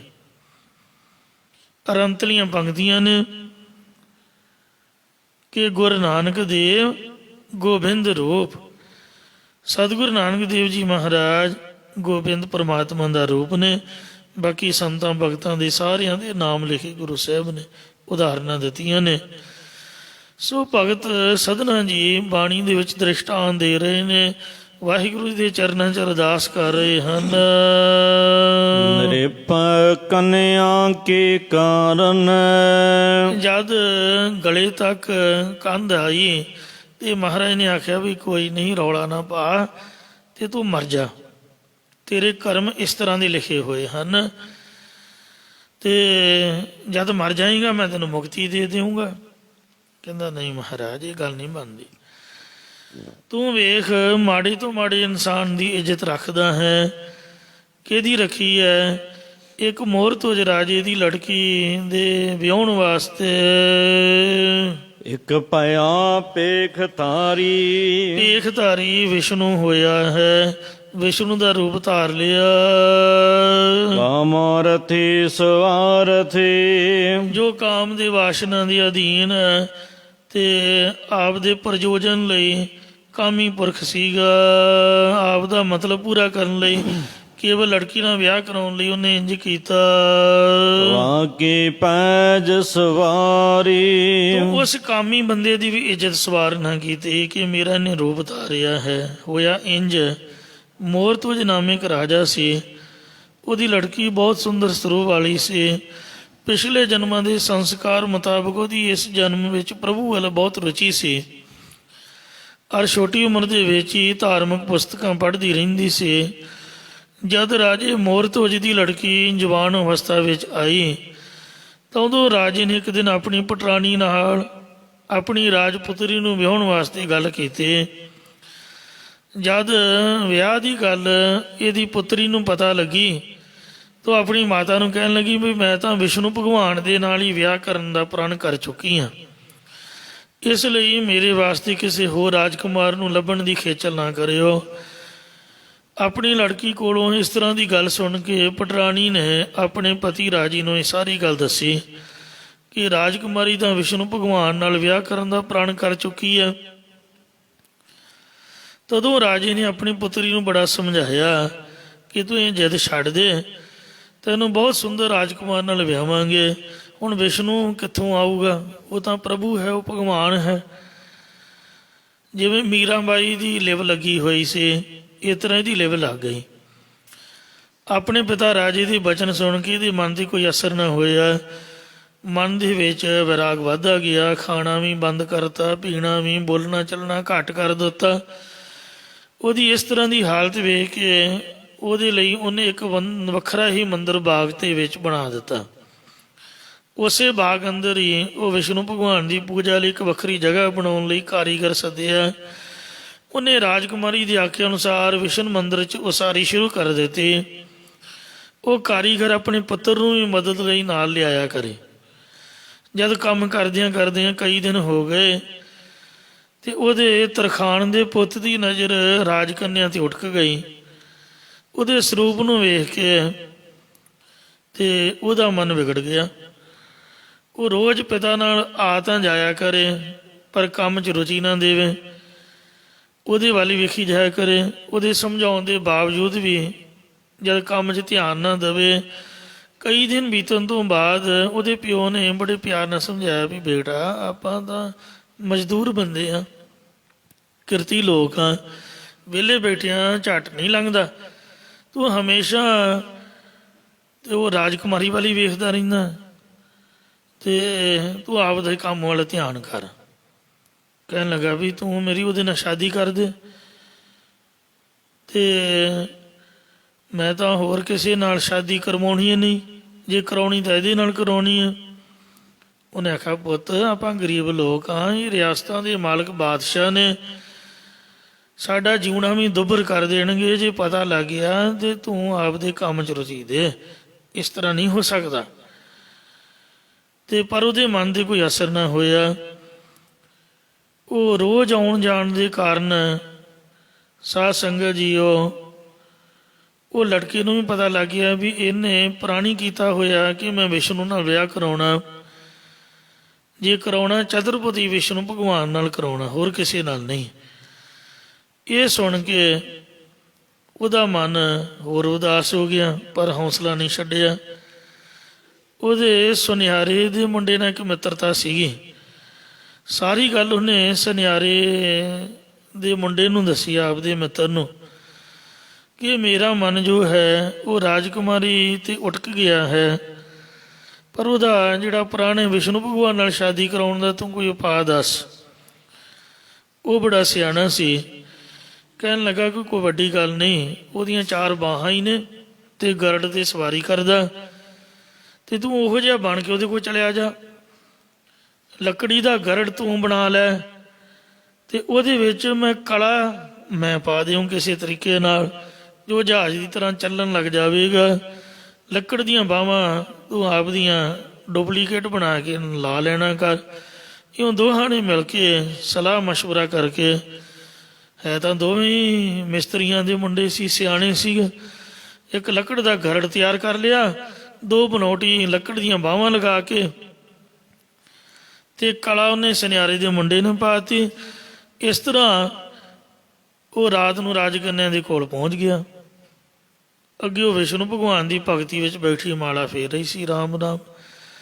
ਜਦ ਗਰੜ ਦੀ ਸਵਾਰੀ ਚਤੁਰਭੁਜ ਮੂਰਤੀ ਤੱਕੀ ਤਾਂ ਦੌੜ ਕੇ ਉਹਨੇ ਭਗਵਾਨ ਸਮਝ ਕੇ ਮੱਥਾ ਟੇਕਤਾ। ਇਹਨੇ ਆਸ਼ੀਰਵਾਦ ਦੇ ਕੇ ਕਿਹਾ ਵੀ ਮੈਂ ਸਿਰਫ ਤੇ ਸਿਰਫ ਤੇਰਾ ਪ੍ਰੇਮ ਵੇਖ ਕੇ ਪ੍ਰਣ ਪੂਰਾ ਕਰਨ ਵਾਸਤੇ ਚਤੁਰਭੁਜੀ ਰੂਪ 'ਚ ਆਇਆ। ਇਹ ਕਲਯੁਗ ਦਾ ਟਾਈਮ ਹੈ ਵੀ ਇਸ ਤਰ੍ਹਾਂ ਦਾ ਲੋਕ ਉਹੀ ਡੰਡੇ ਮਾਰ ਮਾਰ ਕੇ, ਨਿਆਣੇ ਰੋੜੇ ਮਾਰ ਮਾਰ ਭਜਾ ਦੇਣਗੇ ਵੀ 4 ਬਾਹਾਂ ਵਾਲੀ ਬਲਾ ਕਿੱਥੋਂ ਆ ਗਈ। ਹੁਣ ਕਿਸੇ ਨੂੰ ਕੀ ਪਤਾ ਵੀ ਇਹ ਭਗਵਾਨ ਹੈ। ਹੁਣ ਤੈਨੂੰ ਤਾਂ ਪਤਾ ਕਿ ਮੈਂ ਵਿਸ਼ਨੂੰ ਭਗਵਾਨ ਹਾਂ, ਵੀ ਅੱਜ ਤੋਂ ਬਾਅਦ ਤੈਨੂੰ ਦਰਸ਼ਨ ਤਾਂ ਮੈਂ ਦੇ ਦਿੱਤੇ, ਤੇ ਹੁਣ ਮੈਂ ਆਪਦੀਆਂ 2 ਬਾਹਾਂ ਹੀ ਰੱਖਿਆ ਕਰਾਂਗਾ। ਜਦ ਵੀ ਤੈਨੂੰ ਦਰਸ਼ਨ ਹੋਣਗੇ 2 ਬਾਹਾਂ ਜੀ ਹੋਣਗੇ, ਇਸ ਗੱਲ ਦਾ ਤੂੰ ਨਿਸ਼ਚਾ ਕਰ ਲਾ। ਰਾਜਕੁਮਾਰੀ ਨੇ ਬੜੀ ਪ੍ਰਸੰਨਤਾ ਨਾਲ ਆਪਣੇ ਪਿਤਾ ਨੂੰ ਵਿਸ਼ਨੂੰ ਭਗਵਾਨ ਦੇ ਦਰਸ਼ਨ ਦੇਣ ਵਾਲੀ ਵਾਰਤਾ ਦੱਸੀ ਕਿ ਇਹ ਪਿਤਾ ਜੀ, ਅੱਜ ਮੇਰੀ ਭਗਤੀ ਨੂੰ ਫਲ ਗਿਆ, ਚਤੁਰਭੁਜੀ ਵਿਸ਼ਨੂੰ ਭਗਵਾਨ ਦੇ ਮੈਨੂੰ ਦਰਸ਼ਨ ਹੋਏ ਨੇ। ਇਹ ਗੱਲ ਸੁਣ ਕੇ ਰਾਜਾ ਆਪਣੀਆਂ ਰਾਣੀਆਂ ਹੋਰ 10 ਦਾਸੀਆਂ ਸਮੇਤ ਵਿਸ਼ਨੂੰ ਦਰਸ਼ਨ ਕਰਨ ਲਈ ਆਇਆ। ਵੇਖ ਕੇ ਨਿਸ਼ਚਾ ਕਰ ਲਿਆ ਤੇ ਰਾਜਕੁਮਾਰੀ ਦੀ ਕਹਿਣ ਅਨੁਸਾਰ ਵਿਆਹ ਦਾ ਦਿਨ ਨਿਸ਼ਚਿਤ ਹੋ ਗਿਆ। ਉਸ ਵੇਲੇ ਤਰਖਾਣ ਦਾ ਪੁੱਤ ਬਨੌਟੀ ਵਿਸ਼ਨੂੰ ਚਲਾ ਗਿਆ। ਵਿਆਹ ਵਾਲੇ ਦਿਨ ਆਇਆ ਤੇ ਰਾਜਕੁਮਾਰੀ ਨਾਲ ਸ਼ਾਦੀ ਕਰ ਲਈ ਤੇ ਉਹਦੀ ਮਨ ਦੀ ਇੱਛਾ ਪੂਰੀ ਹੋ ਗਈ ਤੇ ਉਹਦੇ ਕੋਲ ਬਣਾਏ ਹੋਏ ਮਹਿਲਾਂ 'ਚ ਰਹਿਣ ਲੱਗ ਪਿਆ। ਇੱਧਰੋਂ ਰਾਜੇ ਨੇ ਸੋਚਿਆ ਵੀ ਮੇਰਾ ਜਦ ਜਵਾਈਓ ਹੀ ਬਣ ਗਿਆ ਭਗਵਾਨ, ਤਾਂ ਮੈਨੂੰ ਹੁਣ ਕਿਸ ਦਾ ਡਰ ਹੈ। ਐਵੇਂ ਫੌਜਾਂ ਨੂੰ ਰੋਟੀ ਪਾਣੀ ਖਵਾਈਦਾ, ਉਹਨਾਂ ਨੂੰ ਘਰ ਨੂੰ ਤੋਰੋ। ਜਦ ਤਰਲੋਕੀ ਦਾ ਮਾਲਕ ਵਿਸ਼ਨੂੰ ਭਗਵਾਨ ਮੇਰਾ ਜਵਾਈ ਹੈ ਤੇ ਫੌਜਾਂ ਨੂੰ ਖਜ਼ਾਨੇ 'ਚੋਂ ਖਰਚਾ ਕਰਕੇ ਦੌਲਤ ਦੇਣ ਦੀ ਕੀ ਭਲਾ ਲੋੜ ਹੈ। ਇਹ ਗੱਲ ਵਿਚਾਰ ਕੇ ਉਹਨੇ ਸਾਰੀ ਫੌਜ ਆਪਣੀ ਹਟਾ ਦਿੱਤੀ, ਘਰ ਨੂੰ ਤੋਰਤੀ। ਇਸ ਗੱਲ ਦਾ ਗਵਾਂਢੀ ਰਾਜੇ ਨੂੰ ਪਤਾ ਲੱਗਾ, ਜੋ ਉਹਦਾ ਦੁਸ਼ਮਣ ਸੀਗਾ, ਕਿ ਇਹਨੇ ਫੌਜਾਂ ਨੂੰ ਛੁੱਟੀ ਦੇ ਦਿੱਤੀ ਹੈ। ਉਹ ਚੜ੍ਹਾਈ ਕਰਕੇ ਆ ਗਿਆ। ਸ਼ਹਿਰ ਨੂੰ ਘੇਰਾ ਪਾ ਕੇ ਰਾਜੇ ਵੱਲ ਚਿੱਠੀ ਲਿਖ ਕੇ ਭੇਜੀ ਵੀ ਪੁੱਤ, ਜਾਂ ਤਾਂ ਮੇਰੀ ਈਨ ਮੰਨ ਕੇ ਪੈਸੇ ਲੈ ਕੇ ਬਾਹਰ ਆ ਤੇ ਮੇਰੇ ਅਧੀਨ ਹੋ ਜਾ, ਜਾਂ ਫਿਰ ਸ਼ਸਤਰ ਫੜ ਕੇ ਜੰਗ ਕਰਨ ਲਈ ਤਿਆਰ ਹੋ ਜਾ। ਇਹ ਸੁਣ ਕੇ ਰਾਜਾ ਬੜਾ ਘਬਰਾਇਆ ਤੇ ਆਪਣੇ ਜਵਾਈ ਦੇ ਕੋਲ ਆਇਆ, ਨਕਲੀ ਵਿਸ਼ਨੂੰ ਕੋਲ। ਆਖਿਆ, ਹੇ ਭਗਵਾਨ ਮੇਰੀ ਸਹਾਇਤਾ ਕਰੋ, ਗੁਆਂਢੀ ਰਾਜੇ ਮੇਰੇ ਤੇ ਚੜ੍ਹਾਈ ਕਰ ਦਿੱਤੀ ਹੈ। ਇਹ ਗੱਲ ਸੁਣ ਕੇ ਬਨੌਟੀ ਵਿਸ਼ਨੂੰ ਕਹਿਣ ਲੱਗਾ ਕਿ ਆਪ ਕੋਈ ਚਿੰਤਾ ਨਾ ਕਰੋ, ਮੈਂ ਤੁਹਾਡੀ ਪੂਰੀ ਸਹਾਇਤਾ ਕਰਾਂਗਾ। ਤੁਸੀਂ ਆਰਾਮ ਦੇ ਨਾਲ ਮਹਿਲਾਂ 'ਚ ਜਾ ਕੇ ਬੈਠ ਜਾਓ। ਤੇ ਆਪ ਵਿਸ਼ਨੂੰ ਦੀ ਭਗਤੀ ਦੇ ਵਿੱਚ ਲੀਨ ਹੋ ਗਿਆ। ਉਹ ਵਿਚਾਰਾ ਘਬਰਾ ਗਿਆ ਵੀ ਇਹ ਤਾਂ ਹੁਣ ਬਲਾ ਸਿਰ 'ਤੇ ਪੈ ਗਈ, ਮੈਂ ਤਾਂ ਆਪਦੇ ਸੁੱਖ ਨੂੰ ਆਇਆ ਸੀ।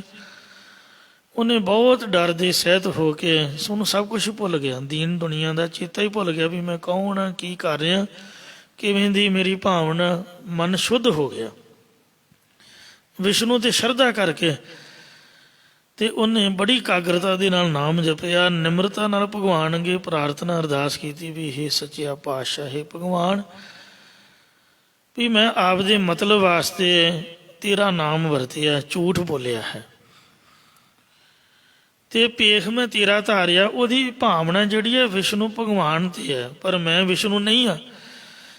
ਤੇ ਮਹਾਰਾਜ ਆਪਦੇ ਨਾਮ ਦੀ ਲੱਜਿਆ ਰੱਖੋ ਜੀ, ਮੇਰੀ ਵੀ ਇੱਜ਼ਤ ਪੱਤ ਰੱਖੋ। ਜੇ ਉਹਨਾਂ ਨੂੰ ਪਤਾ ਲੱਗ ਗਿਆ ਤਾਂ ਮੈਨੂੰ ਕੁੱਟ-ਕੁੱਟ ਮਾਰ ਦੇਣਗੇ। ਆਪ ਜੀ ਦਾ ਬਿਰਧ ਗਰੀਬ ਨਵਾਜ ਪਤਤ ਪਾਵਨ ਹੈ। ਇਸ ਤਰ੍ਹਾਂ ਦੀ ਅਰਦਾਸ ਸੁਣ ਕੇ, ਪ੍ਰਾਰਥਨਾ ਸੁਣ ਕੇ ਭਗਵਾਨ ਵਿਸ਼ਨੂੰ ਜੀ ਗੁਰੂਆਂ ਪੀਰਾਂ ਸੰਤਾਂ ਭਗਤਾਂ ਬਜ਼ੁਰਗਾਂ ਦਾ ਇਹ ਮਤ ਹੈ, ਇਹ ਸੁਭਾਅ ਹੈ ਕਿ ਜਿਹੜਾ ਬੰਦਾ ਬਹੁਤਾ ਹੀ ਸਿਆਣਾ ਹੋਵੇ ਉਹਦੇ ਤੋਂ ਕਿਨਾਰਾ ਹੀ ਕਰਦੇ ਨੇ ਵੀ ਇਹ ਤਾਂ ਬਹੁਤ ਜ਼ਿਆਦਾ ਸਿਆਣਾ ਹੈ, ਤਾਂ ਸਮਝਦਾਰ ਹੈ। ਜਿਹੜਾ ਭੋਲਾ ਭਾਲਾ ਹੋ ਕੇ ਨਿਮਰਤਾ ਵਿੱਚ ਅਰਦਾਸ ਕਰੇ, ਭਾਵੇਂ ਉਹ ਮਾੜਾ ਵੀ ਹੈ, ਤਾਂ ਉਹਦੇ 'ਤੇ ਪ੍ਰਸੰਨ ਹੁੰਦੇ ਹਨ। ਇਸ ਤਰ੍ਹਾਂ ਭਗਵਾਨ ਪ੍ਰਸੰਨ ਹੋ ਗਏ। ਮਾੜੇ ਤੇ ਪਹਿਲਾਂ ਹੁੰਦੇ ਨੇ, ਚੰਗੇ ਤੇ ਬਾਅਦ 'ਚ ਹੁੰਦੇ ਨੇ। ਉਹਨਾਂ ਨੂੰ ਪਤਾ ਵੀ ਇਹ ਤਾਂ ਪਹਿਲਾਂ ਹੀ ਚੰਗਾ ਹੈ, ਤਾਂ ਉਹ ਮਾੜੇ ਤੇ ਨਿਗਾਹ ਜਲਦੀ ਕਰਦੇ ਹਨ ਜੇ ਉਹ ਸੁਧਰ ਜਾਏ। ਸੋਚਿਆ ਵੀ ਇਹਨੇ ਮੇਰਾ ਭੇਖ ਧਾਰਨ ਕੀਤਾ ਜੀ, ਹੁਣ ਰਾਜੇ ਦੀ ਹਾਰ ਹੋ ਗਈ, ਇਹਦਾ ਕਿਸੇ ਨੇ ਵੀ ਨਾਮ ਨਹੀਂ ਲੈਣਾ। ਸਾਰੇ ਆਖਣਗੇ ਕਿ ਵੱਡਾ ਵਿਸ਼ਨੂੰ ਭਗਵਾਨ ਬਣਿਆ ਫਿਰਦਾ, ਬਹੁਤੀ ਤਾਕਤ ਵਾਲਾ, ਰਾਖਸ਼ਾਂ ਨੂੰ ਜਿੱਤਣ ਵਾਲਾ, ਅੱਜ ਮਾਮੂਲੀ ਜਿਹੇ ਰਾਜੇ ਕੋਲੋਂ ਹਾਰ ਗਿਆ। ਇਹ ਗੱਲ ਸੋਚ ਕੇ ਵਿਸ਼ਨੂੰ ਭਗਵਾਨ ਨੇ ਆਕਾਸ਼ਬਾਣੀ ਦੁਆਰਾ ਬਨੋਟੀ ਵਿਸ਼ਨੂੰ ਨੂੰ ਆਖਿਆ ਕਿ ਇਹ ਕਾਮੀਆਂ, ਤੂੰ ਚਿੰਤਾ ਨਾ ਕਰ, ਹੌਸਲਾ ਰੱਖ, ਤੂੰ ਮੇਰਾ ਭੇਖ ਧਾਰਿਆ, ਇਸ ਲਈ ਮੈਂ ਤੇਰੀ ਆਪ ਹੀ ਆ ਕੇ ਪੈਜ ਰੱਖੂੰਗਾ।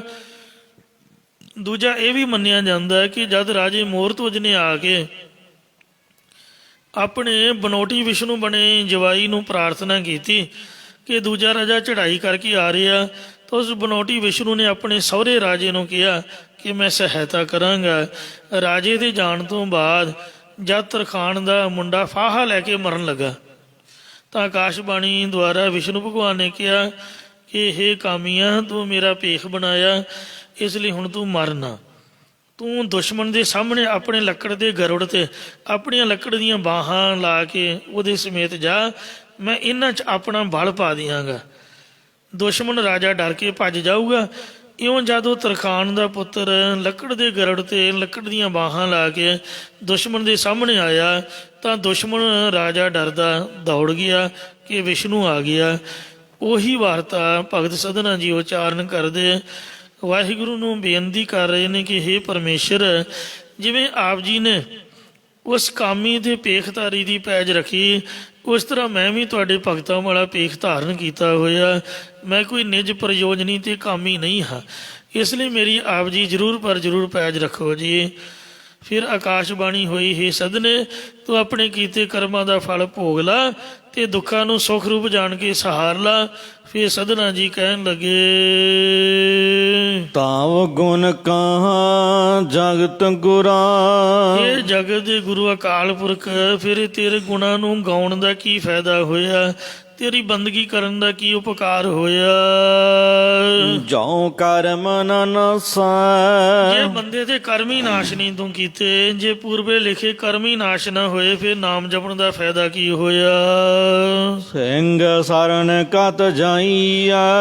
ਹੇ ਰੱਬ ਜੀ, ਹੇ ਪਰਮੇਸ਼ਰ ਜੀ, ਸ਼ੇਰ ਦੀ ਓਟ ਦੇ ਵਿੱਚ ਕਾਹਦੇ ਵਾਸਤੇ ਜਾਈਏ? ਹੋ ਜਤ ਚਾਤ ਜਮ ਜੋ ਜੰਬਕ ਗ੍ਰਾਸੈ।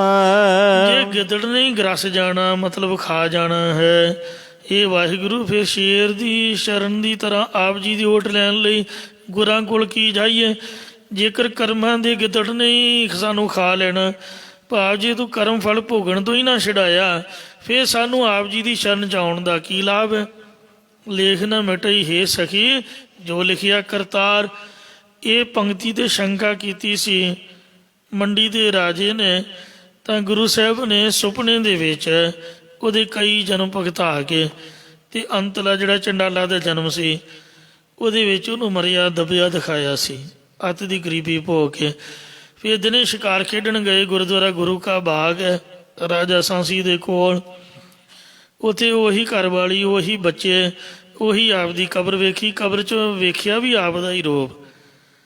ਇੰਝ ਮਹਾਰਾਜ ਨੇ ਪ੍ਰਤੱਖ ਦਿਖਾਤਾ ਤੇ ਇਉਂ ਉਹਦੇ ਜਿਹੜੇ ਕਰਮ ਸੀਗੇ ਸੁਪਨੇ 'ਚ ਭੁਗਤਾ ਤੇ ਫਿਰ ਪਰਮੇਸ਼ਰ ਨੇ ਕਿਹਾ ਕਿ ਹੁਣ ਤੂੰ ਦੁੱਖ ਸਹਾਰ ਲੈ, ਮੈਂ ਤੈਨੂੰ ਅੰਤ ਸਮੇਂ ਮੁਕਤ ਕਰ ਦੇਵਾਂਗਾ, ਸੰਸਾ ਨਾ ਕਰ।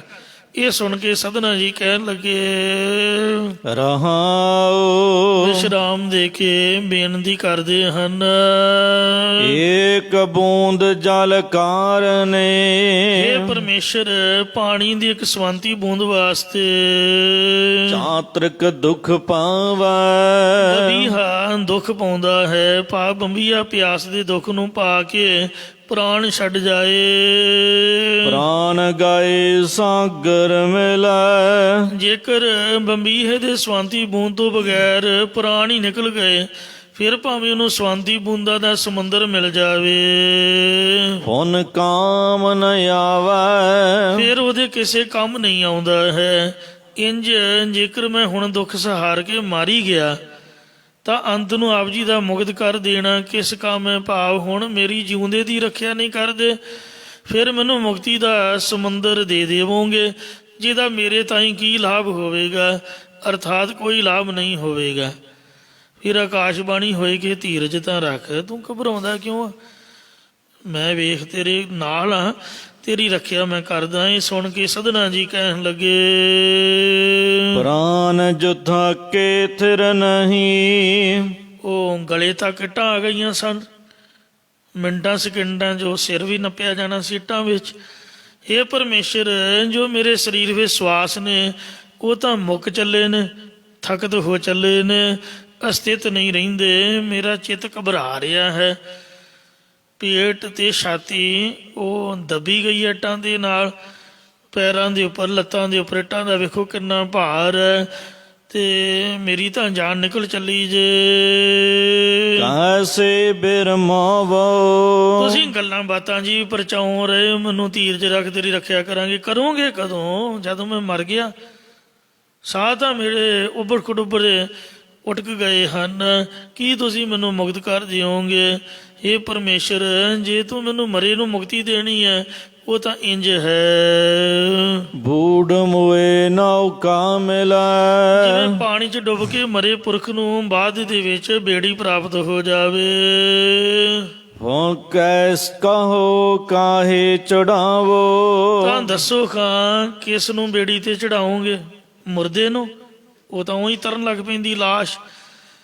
ਦੱਸੋ ਫਿਰ ਉਹਨੂੰ ਬੇੜੀ ਤੇ ਚੜਾਉਣ ਦਾ ਲਾਭ ਕੀ ਹੈ? ਕੋਈ ਲਾਭ ਨਹੀਂ ਹੈ। ਇੰਜ ਜੇ ਤੁਸੀਂ ਮੇਰੇ ਜਿਉਂਦੇ ਦੀ ਰੱਖਿਆ ਨਹੀਂ ਕਰਦੇ, ਫਿਰ ਮੈਨੂੰ ਮੁਕਤੀ ਰੂਪ ਬੇੜੀ ਤੇ ਚੜਾ ਕੇ ਕੀ ਕਰੋਗੇ? ਭਾ ਫਿਰ ਮੇਰੇ ਤਾਂ ਹੀ ਕੋਈ ਲਾਭ ਨਹੀਂ ਹੋਣਾ। ਲੋਕ ਸਗੋਂ ਕਹਿਣਗੇ ਕਿ ਪਰਮੇਸ਼ਰ ਦੀ ਭਗਤੀ ਕਰਨ ਵਾਲਾ ਵੇਖ ਲਓ। ਅਰੁੰਦਾ ਮਰ ਗਿਆ ਸਧਨਾ ਭਗਤ। ਸਲੇਮ ਸ਼ਾਹ ਬਾਦਸ਼ਾਹ ਨੇ ਨੀਂਜ ਚਿਣ ਕੇ ਉਹਨੂੰ ਮਾਰ ਸੁੱਟਿਆ। ਫਿਰ ਆਕਾਸ਼ਬਾਣੀ ਹੋਈ ਕਿ ਹੇ ਸਧਨੇ, ਤੇਰੇ ਹਿਰਦੇ 'ਚ ਹਉਮੈ ਹੈ, ਇਸ ਲਈ ਮੈਂ ਤੇਰੀ ਰੱਖਿਆ ਨਹੀਂ ਕਰ ਰਿਹਾ, ਤਾਂ ਮੈਂ ਤੈਨੂੰ ਦਰਸ਼ਨ ਨਹੀਂ ਦੇ ਰਿਹਾ। ਤੂੰ ਆਪਦੀ ਹਉਮੈ ਤਾਂ ਮੇਟ, ਕਿਉਂਕਿ ਜਬ ਹਮ ਹੋਤੇ ਤਬ ਤੂੰ ਨਾਹੀਂ, ਅਬ ਤੂੰ ਹੀ ਮੈਂ ਨਾਹੀਂ। ਹਉਮੈ ਦੀਰਘ ਰੋਗ ਹੈ। ਸੋ ਹਰ ਜੀਓ ਅਹੰਕਾਰ ਨਾ ਭਾਵੀ। ਤੈਨੂੰ ਤਾਂ ਸਰੀਰ ਦਾ ਹੀ ਮੋਹ ਮਾਰੀ ਜਾ ਰਿਹਾ। ਤੂੰ ਸਰੀਰ ਦੇ ਨਾਲ ਜੁੜਿਆ ਹੋਇਆ, ਮੇਰੇ ਨਾਲ ਜੁੜਿਆ ਹੀ ਨਹੀਂ। ਮੈਂ ਤੈਨੂੰ ਦਰਸ਼ਨ ਕਿਵੇਂ ਦੇਵਾਂ ਤੇ ਰੱਖਿਆ ਕਿਵੇਂ ਕਰਾਂ? ਇਹ ਗੱਲ ਸੁਣ ਕੇ ਅੱਗੋਂ ਭਗਤ ਜੀ ਨਿਮਰਤਾ ਨਾਲ ਬੇਨਤੀ ਕਰਨ ਲੱਗੇ, ਮੈਂ ਨਹੀਂ ਕਛ ਹਉ ਨਹੀਂ। ਇਹ ਪਰਮੇਸ਼ਰ, ਮੇਰੀ ਦੇਹ ਵੀ ਆਪਣੀ ਨਹੀਂ ਹੈ। ਇੱਕਦਮ ਉਹਨਾਂ ਦੇ ਕਪਾਟ ਖੁੱਲ ਗਏ। ਜਦ ਮਹਾਰਾਜ ਦੀ ਆਵਾਜ਼ ਕੰਨੀ ਪਈ, ਸਰੀਰ ਦਾ ਮੋਹ ਛੁੱਟ ਗਿਆ। ਕਹਿਣ ਲੱਗਾ ਵੀ ਮੇਰਾ ਸੰਬੰਧੀ ਵੀ ਕੋਈ ਨਹੀਂ ਹੈ। ਮੈਂ ਸਤੂਲ ਸਰੀਰ ਦਾ ਅਭਿਮਾਨ ਵੀ ਨਹੀਂ ਕੀਤਾ। ਹੇ ਵਾਹਿਗੁਰੂ, ਕਿਛ ਆਹੇ ਨਾ ਮੋਰਾ।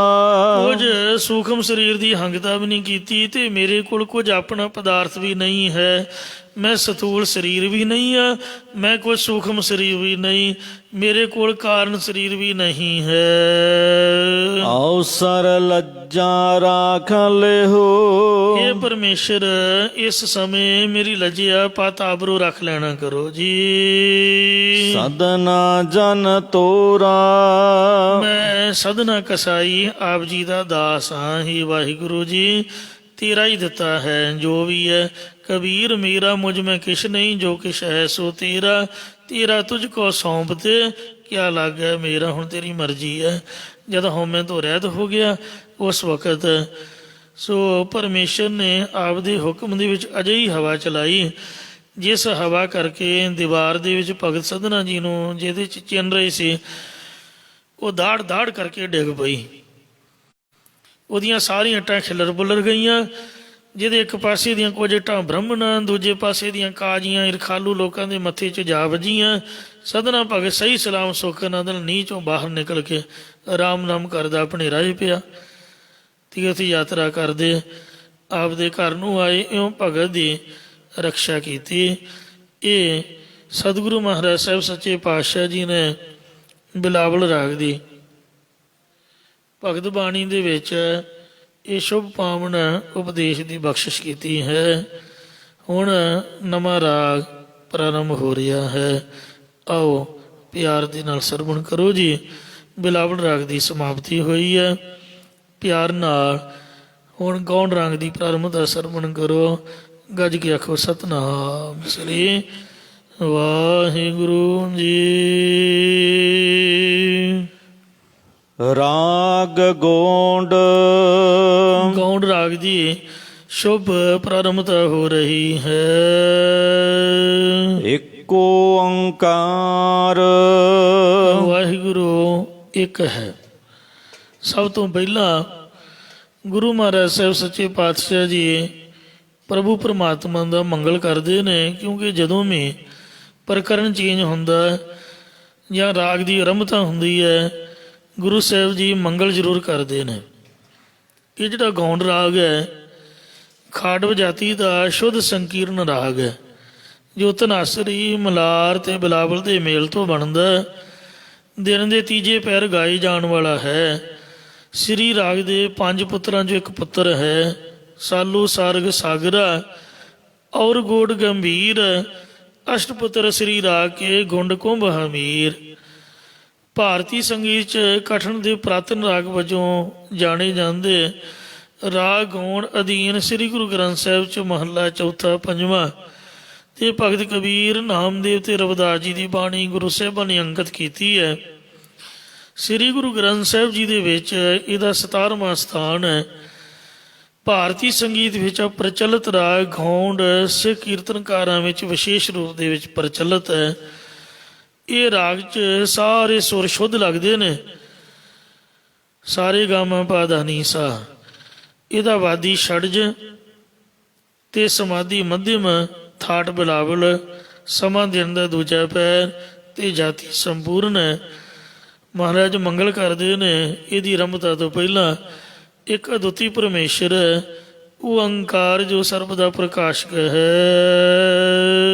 ਸਤਨਾਮ ਤ੍ਰੈ ਕਾਲ ਆਬਾਦ ਰੂਪ ਪ੍ਰਸਿੱਧ ਹੈ। ਕਰਤਾ ਪੁਰਖ ਜਗਤ ਨੂੰ ਰਚਨਹਾਰ, ਸਾਰੀਆਂ ਥਾਵਾਂ ਵਿੱਚ ਪਰਿਪੂਰਨ ਹੈ। ਨਿਰਭਉ ਭੈ ਤੂੰ ਰਹਿਤ ਹੈ, ਨਿਰਵੈਰ ਵੈਰ ਤੂੰ ਰਹਿਤ ਹੈ। ਅਕਾਲ ਮੂਰਤ ਕਾਲ ਤੂੰ ਰਹਿਤ ਹਸਤੀ ਵਾਲਾ ਹੈ। ਅਜੂਨੀ ਸੈਭੰ ਅਜਨਮ ਰੂਪ ਸੁਤੇ ਪ੍ਰਕਾਸ਼ ਰੂਪ ਵਾਲਾ ਹੈ। ਗੁਰ ਪ੍ਰਸਾਦ ਗੁਰ ਚੇਤਨ ਸਰੂਪ ਪ੍ਰਸਾਦ ਆਨੰਦ ਸਰੂਪ ਪਰਮੇਸ਼ਰ ਹੈ।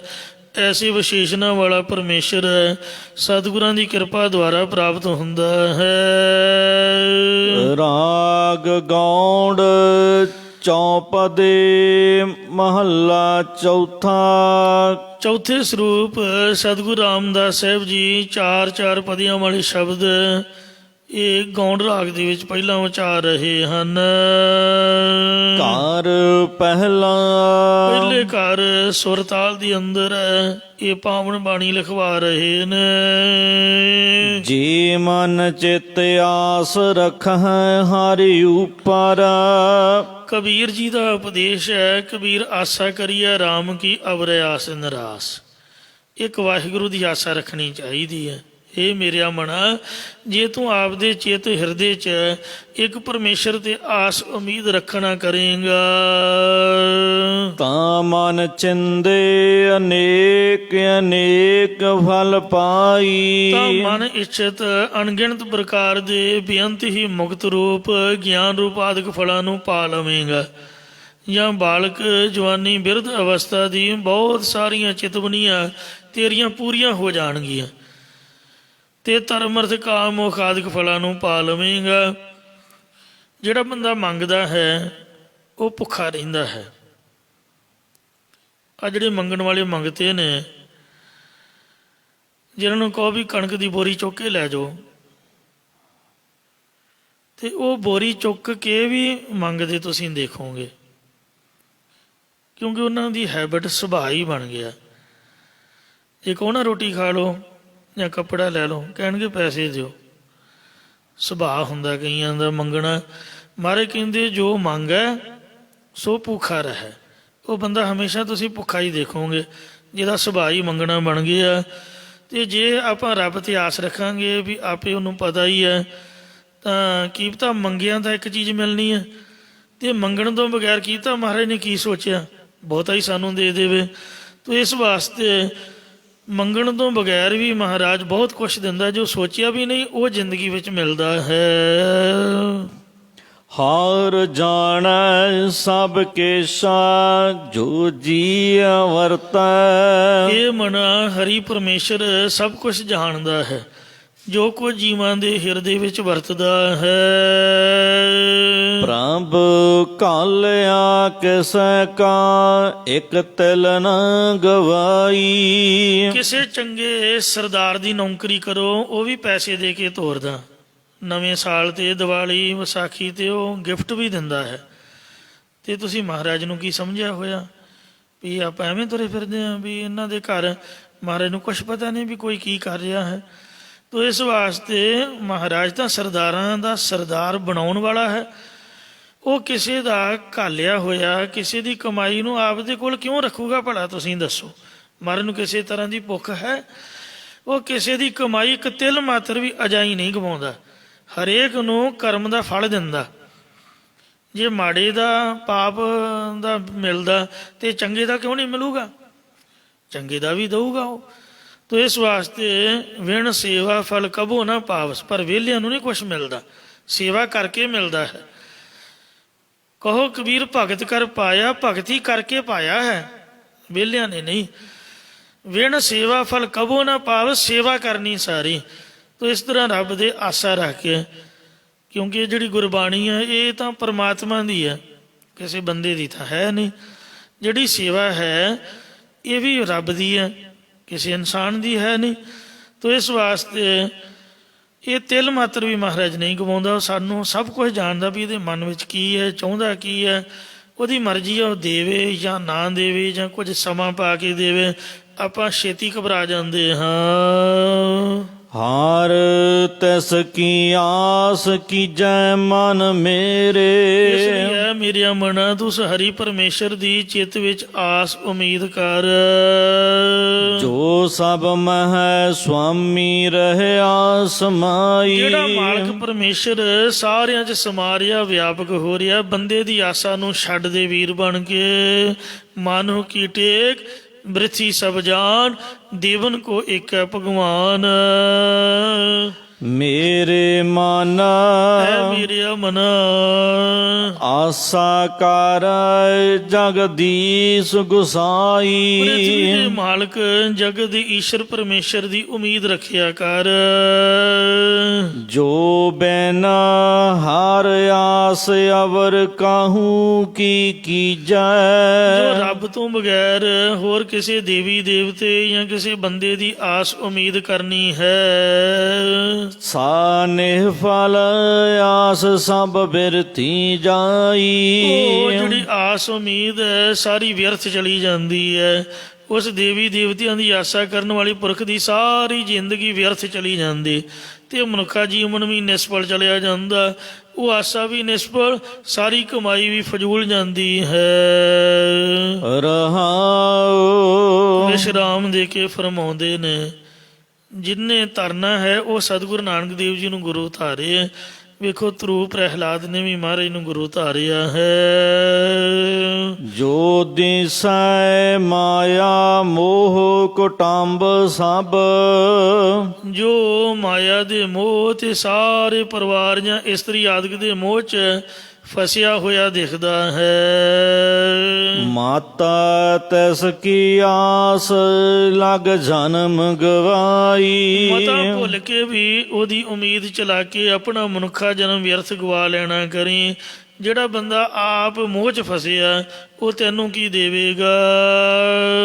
ਇਨ ਕੈ ਕਿਛ ਹਾਥ ਨਹੀਂ। ਇਹਨਾਂ ਸੰਬੰਧੀਆਂ ਦੇ ਹੱਥ ਵਿੱਚ, ਇਹਨਾਂ ਦੇਵੀ ਦੇਵਤਿਆਂ, ਇਹਨਾਂ ਬੰਦਿਆਂ ਦੇ ਹੱਥ ਵਿੱਚ ਕੁਛ ਵੀ ਨਹੀਂ ਹੈ। ਕਹਾਂ ਕਰ ਹੈ ਇਹ ਬਪੜੇ।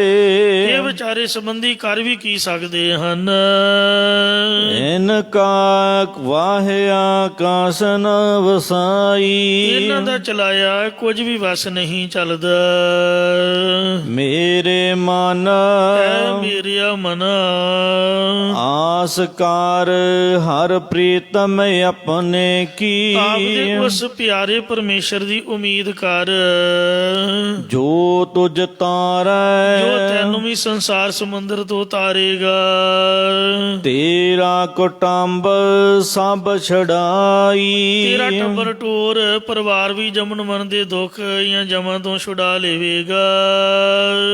जे किस आस अवर करह पर मितरी ਸੋ ਜੇ ਤੂੰ ਕਿਸੇ ਪਰਾਏ ਮਿੱਤਰਾਂ ਦੀ ਜਾਂ ਦੇਵੀ ਦੇਵਤਿਆਂ ਨੂੰ ਮਿੱਤਰਾਂ ਦੀ ਜਾਂ ਮਾਇਕੀ ਪਦਾਰਥਾਂ ਨੂੰ ਮਿੱਤਰਾਂ ਦੀ ਹੋਰ ਉਮੀਦ ਕਰੇਗਾ मत तू जान ਤਾਂ है ਤੂੰ ਮਤਾ ਜਾਣੀ तेरा किता कम आई ਕਿ ਉਹ ਆਸ ਤੇਰੇ ਕਿਸੇ ਕੰਮ ਆਵੇਗੀ, ਭਾਵ ਤੇਰੇ ਕਿਸੇ ਕੰਮ ਨਹੀਂ ਆਵੇਗੀ। एह आस पर मितरी भाऊ दूजा ਜੋ है ਇਹ ਪਰਾਏ ਮਿੱਤਰ ਜਾਂ ਪਰਾਏ ਸੰਬੰਧੀ ਜਾਂ ਪਰਾਈ ਮਾਇਆ ਜਾਂ ਪਰਾਈ ਦੇਵਤੇ ਦੇਵੀਆਂ ਰੂਪ ਮਿੱਤਰਾਂ ਦੀ ਉਮੀਦ ਕਰਨੀ ਹੈ, ਇਹ ਦੁਐਤ ਭਾਵ ਹੀ ਹੈ।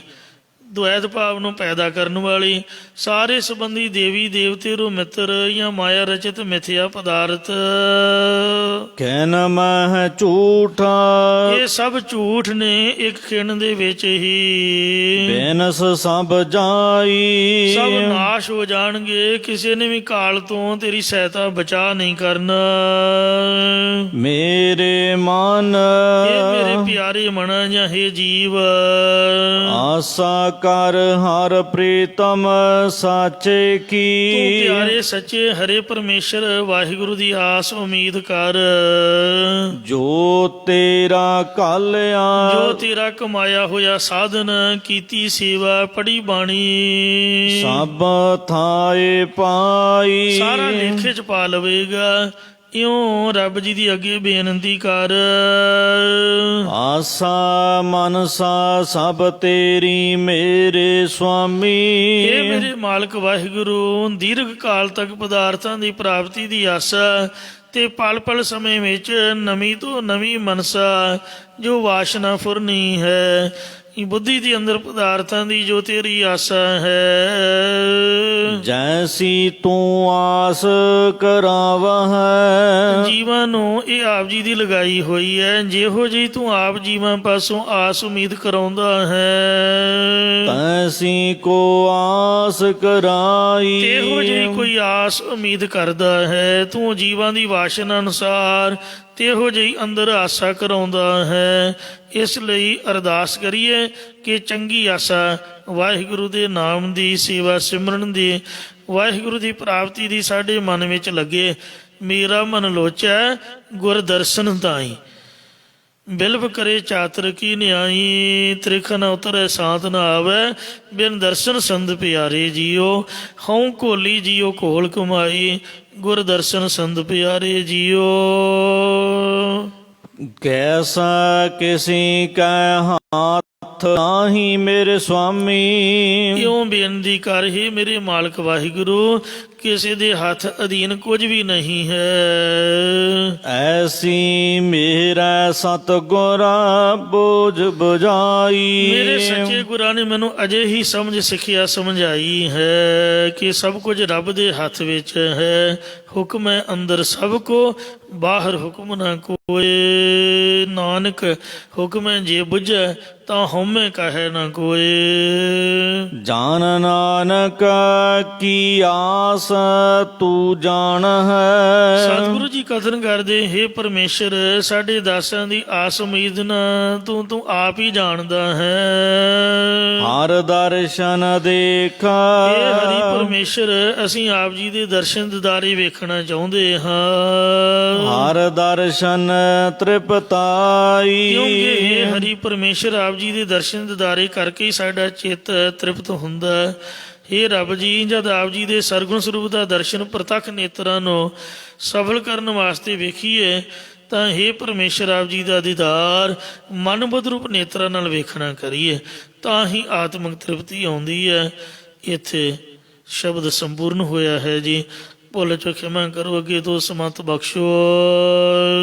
ਕੈਸਾ ਕਿਸੀ ਕੈ ਹੱਥ ਨਾਹੀ ਮੇਰੇ ਸੁਆਮੀ, ਐਸੀ ਮੇਰੇ ਸਤਿਗੁਰ ਬੂਝ ਬੁਝਾਈ। ਜਨ ਨਾਨਕ ਕੀ ਆਸ ਤੂੰ ਜਾਣ ਹੈ, ਹਰ ਦਰਸ਼ਨ ਦੇਖ ਹਰ ਦਰਸ਼ਨ ਤ੍ਰਿਪਤਾਈ। ਵਾਹਿਗੁਰੂ ਜੀ ਕਾ ਖਾਲਸਾ, ਵਾਹਿਗੁਰੂ ਜੀ ਕੀ ਫਤਿਹ। ਰਾਮਕਲੀ ਮਹੱਲਾ ਤੀਜਾ। ਆਨੰਦ ਇੱਕ ਓੰਕਾਰ ਸਤਿਗੁਰੂ ਪ੍ਰਸਾਦ।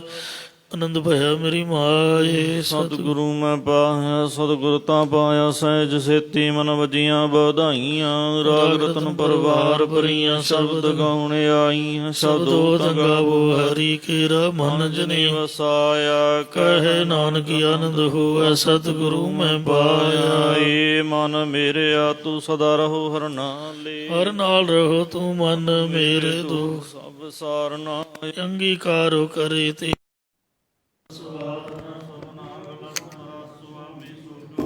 ਸਾਰੇ ਕਹੇ ਨਾਨਕ ਮਨ ਮੇਰੇ ਸਦਾ ਰਹੋ ਹਰ ਨਾਲੇ। ਸਾਚੇ ਸਾਹਿਬਾ ਕਿਆ ਨਹੀਂ ਕਰਦੇ ਰਹਿ, ਕਰਦਾ ਤੇਰਾ ਸਭ ਕਿਛ ਹੈ ਦੇ ਸੁਭਾਵੇ। ਸਦਾ ਸਿਵ ਸਲਾਹ ਤੇਰੀ, ਨਾਮ ਮਨ ਵਸਾਵੇ। ਨਾਮ ਜਿਨ ਕੈ ਮਾਨੋ ਸਿਆ ਵਾਜੇ ਸ਼ਬਦ ਕਨੇਰ।